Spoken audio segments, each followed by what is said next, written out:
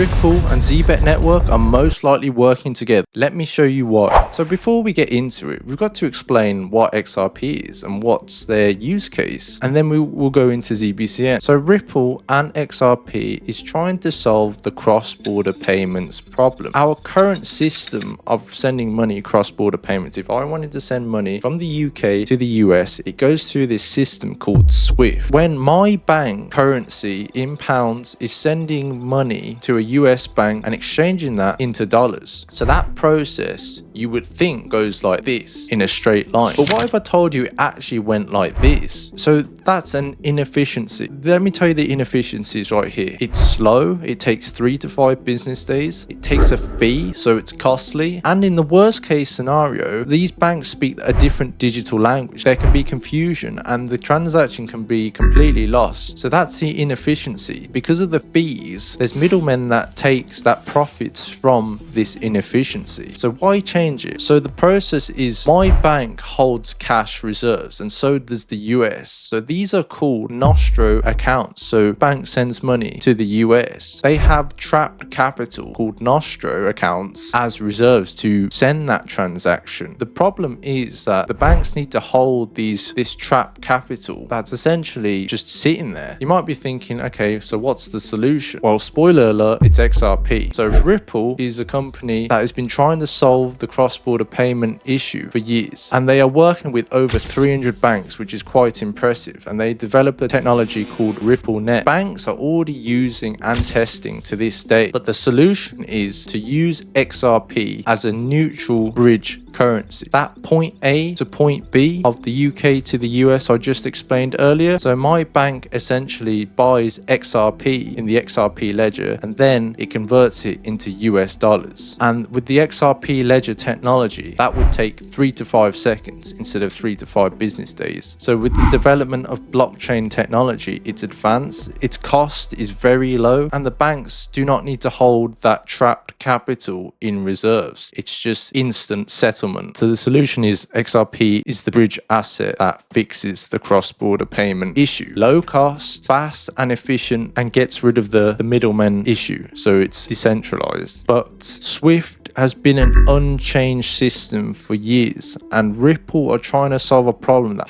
hasn't been solved yet. So it comes with some challenges, and this was the challenge. Back in 2020, December 22nd, the SEC sued Ripple during Jay Clayton's final days as SEC chairman, with a lawsuit alleged that Ripple conducted an unregistered 1.3 billion securities offering through sales of XRP. Later that day, Jay Clayton left the SEC the day after he filed that lawsuit. There was accusations of the team of Ripple selling their XRP and not registering them as unregistered securities. With this lawsuit suppression lasting for 5 years, now ending in 2025. Ripple and XRP had big suppression for the longest time due to an anti-crypto administration and strict SEC rules. So that's the use case of XRP and RippleNet. So they're working with over 300 banks and they plan to use XRP as a bridge neutral currency to exchange your bank's currency from pounds to dollars and etc. using XRP as a bridge asset. But recently Ripple created the RLUSD, and you're thinking, well, if XRP is the bridge currency, why did they need to create the RLUSD? So let me explain. The RLUSD is a stablecoin created by Ripple, is pegged to the dollar and is backed by short-term treasury bills. And the RLUSD is one of the most regulated stablecoins in the US, and they have been working with the New York Department of Financial Services NYFDS to get the green light and approval of the stablecoin, which is one of the most toughest departments to regulate crypto. So the advantages of that, Ripple is now not being sued by the SEC, the case is closed, and now they've got a regulated RLUSD stablecoin that's fully pegged to the dollar and fully regulated. Now the administration has changed, which is more pro-crypto than the previous administration. And just recently, Ripple are now applying for their national US bank license. So they are the real deal, and it's exciting to see where they go in this regulated push. Talking about a pro-crypto regime, Trump signed the Clarity Genius Act, Act, which enables US banks and financial institutions to create their own US bank stablecoins that's fully pegged to the dollar, fully regulated and backed by short-term treasury bills. So you can see that Ripple are kind of ahead of the game, already having their fully reserved and regulated RLUSD. Banks are looking to issue their own bank stablecoins. Banks like JP Morgan, Bank of America, etc. They're looking to tokenize on-chain, and Ripple are already got their regulatory clarity, the main one being ISO 222. And for those of you that don't know what ISO 222 is, what I explained before of sending money cross-border payments, well, the banks speak their own digital language. Ripple are ISO 222, which means that they have to act like a bank to send money cross-border payment. That means that they can communicate with the banks digitally. So the Bank of Japan, Bank of America, Bank of England all speak their own digital language. So the ISO standard is rolling out November 22nd, 2025. And Ripple were one of the first crypto companies to acquire the ISO 222. So most banks have agreed to move to this standard because, one, it reduces costs. They can send messages to each other with no confusion in seconds instead of 3 to 5 days. Anyone that can contribute to the network and benefit from it can build on it. So Ripple's technology can add to the network, which they are working with over 300 banks. So Ripple know this financial shift is coming. That's why they are on board and getting everything ready. Everything is going digital. They are getting their regulatory clarity. We are witnessing a new financial shift. But what if I told you that there is another project and crypto company going a similar path as Ripple and XRP? That's when I come into Zebec Network and zbcn, what Zebec Network and zbcn does. I just explained that Ripple solves cross-border payments using XRP as a bridge currency, quick and efficient with no fees, no middlemen. But Zebec's main focus is stablecoin payroll, paying workers in real time, by the second, by the minute, instead of waiting for your paycheck every week, every month. And remember the inefficiencies I talked about with cross-border payments? What if I told you that payroll also has their own problem? It's been an unchanged system for the last 75 years. It's slow, there's delay, and some people receiving their paychecks don't get the full amount. It's sometimes wrong. So that's the inefficiency. And with the rise of inflation and the cost of living going up, it would be efficient for people to receive their paychecks in real time going into this digitized world. But I'm going to play a clip of the CEO of Ripple, Brad Garlinghouse, explaining the payroll issue, but it kind of explains Zebec's use case. But take a look at this. Paid once a month. In the United States, you get paid once every 2 weeks. Has everybody thought about why you get paid once a month or once every 2 weeks? It comes down to the friction of payments. And if we can remove the friction of payments, why can't you get paid every day? Or even more crazily, why don't you get paid every hour or every second? You could have a stream of value showing up in your whatever repository of value.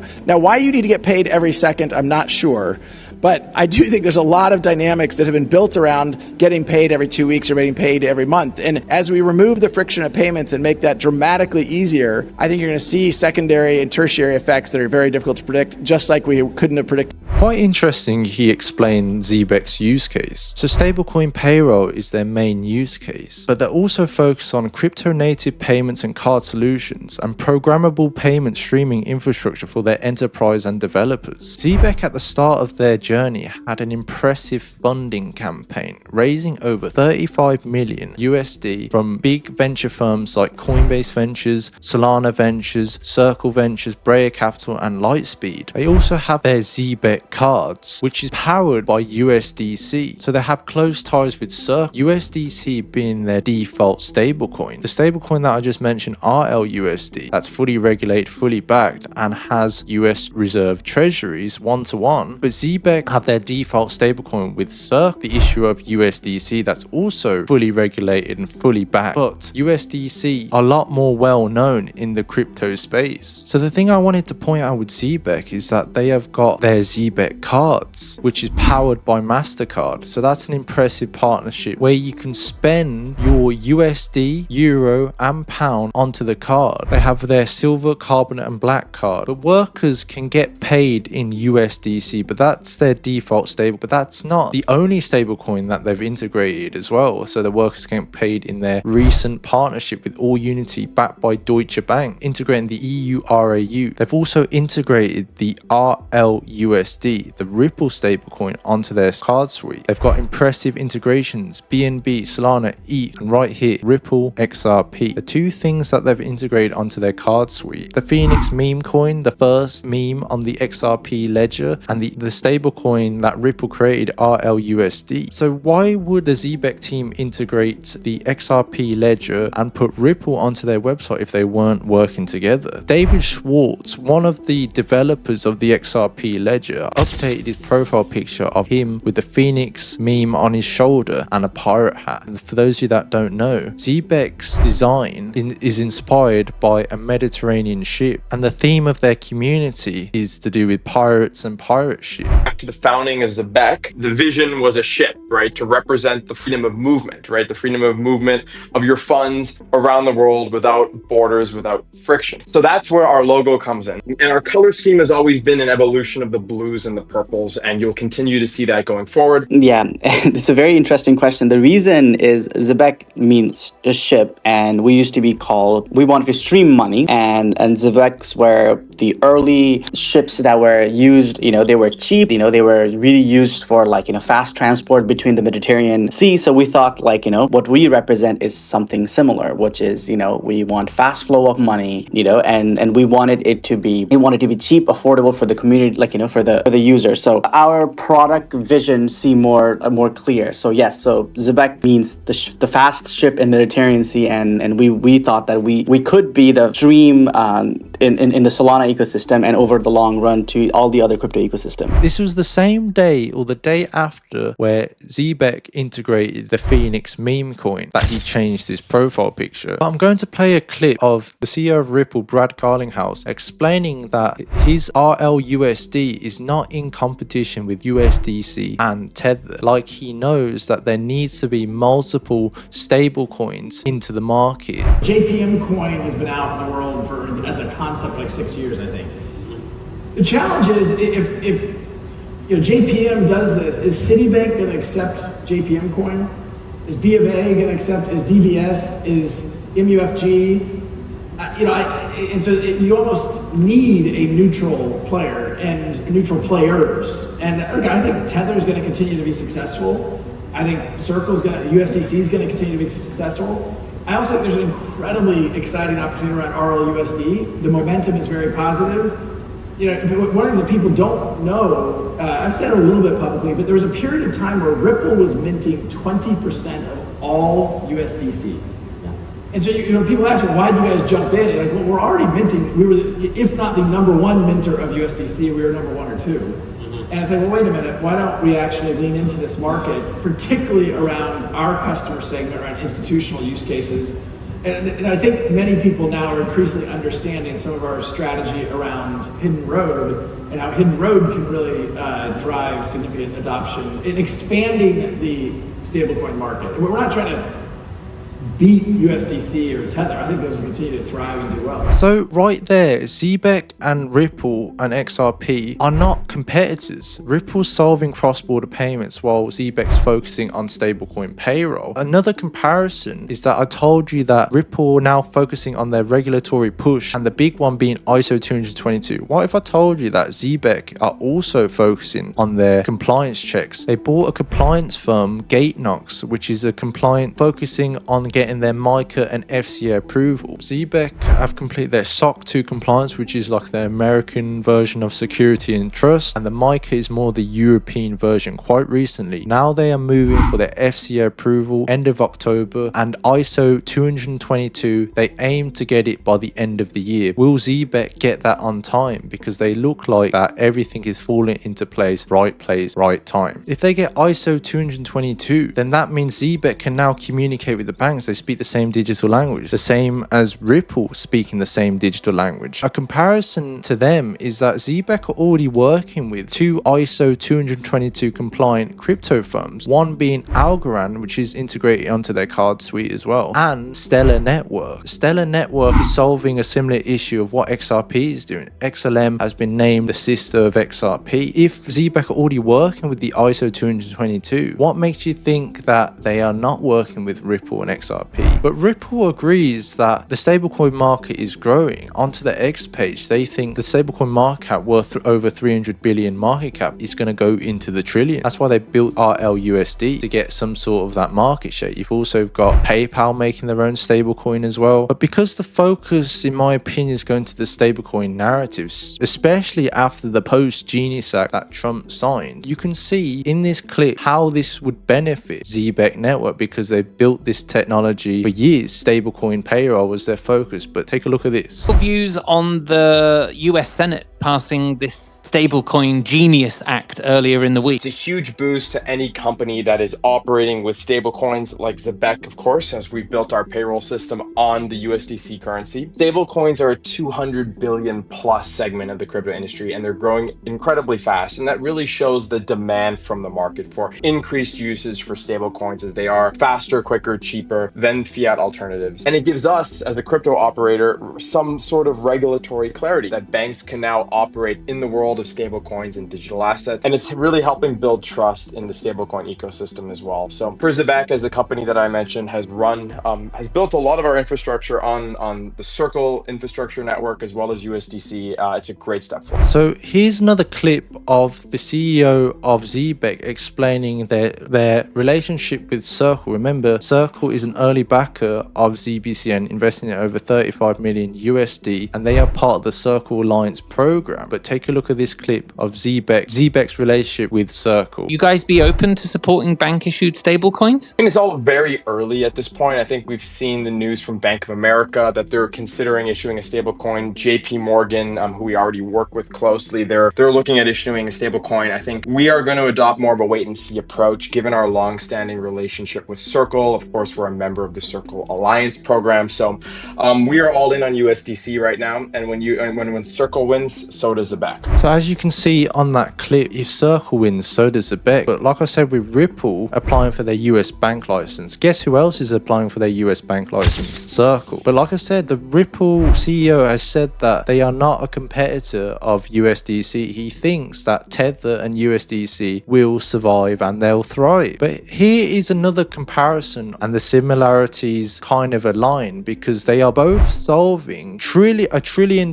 industry pretty much. Cross-border remittances is probably in the trillions, but in this clip he says 800 billion cross-border payments, and stablecoin payroll in annual volume is worth over $11 trillion. But the similarities is there. Hearing it more and more recently, I'd say at Zebec we have a ton of respect for Ripple and XRP and what they've built. I mean, in fact, we've been in talks with them now for the past couple of weeks about a potential product that we're working on together. So I'm not going to get into too much detail there, but we're definitely on their radar, and I'd say it's definitely a company that Zebec respects a lot. Now, the similarities between Zebec and XRP really come down to the markets that they're serving. Ripple, you can give a lot of the success to the size of the problem that they're trying to solve. So if they're tackling global remittance alone, that market is shy of $800 billion in US terms. Now, when you look at payroll, which is the problem that Zebec is trying to solve, the payroll market in the US alone in volume is north of 10 trillion. So both massive markets, which is why I believe that Ripple has been able to get to the size it has. And Zebec, I believe, is on a similar trajectory. But in this clip, the Zebec team explains that they are in talks with Ripple, and Ripple is on their radar, and that they are working on a product launch together. But like I said, they have been in talks with Stellar, and they're working with them on a product launch as well. There's something that is brewing in the background. Said there are other stable coins that are coming into the market now, which we are evaluating, potentially working with.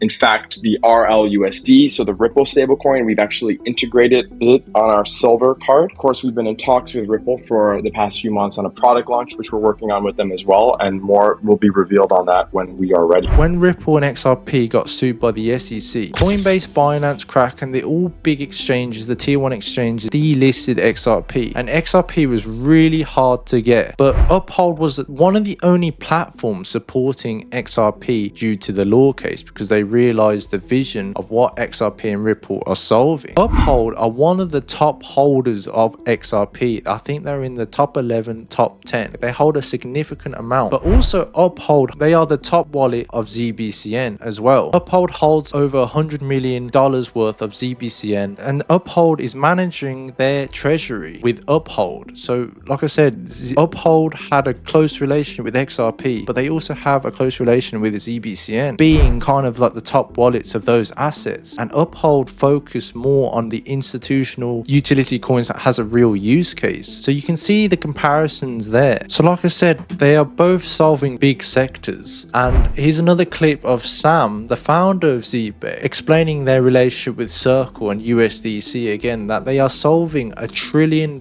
industry, and it has a very important use case in the real world. Payroll, everyone needs to get paid. No one's going to work without getting paid. So Zebec are going more of a compliance route, the same as Ripple. You can see the similarities of them. Take a look at this. We are excited to partner with you. We are working on those similar challenges, and that is where the regulatory clarity, a compliance stablecoin that instills trust in people, that is going to be so critical. Absolutely, yeah, no, that's kind of like what we're really excited about Circle, right? Because we consider ourselves like basically the one who's going to make USDC big, right? Because let's say we do 10% of US payroll, we're not sending millions, we're not sending billions. It's going to be almost like $500 billion of money, like being used, right? And that's when the real interesting use cases out of USDC will start coming out, because then a lot of transactions will start happening on chain. It's real users' money. It's not people chasing yields from one chain to another. It's people's day-to-day saving. It means it starts becoming real. The imaginary money starts to become real with USDC. That was a really long video for me to make, but anyway, please support this channel. If you're not in the best crypto community, please join. We're up over 200 members, and I'll see you guys in the next one.